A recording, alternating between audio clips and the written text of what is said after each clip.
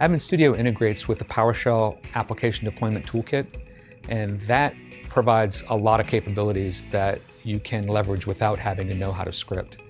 You can prompt the user for the installation so that they can decide if they want to postpone it or delay it. You can even brand what that display looks like so that it can match your corporate brand.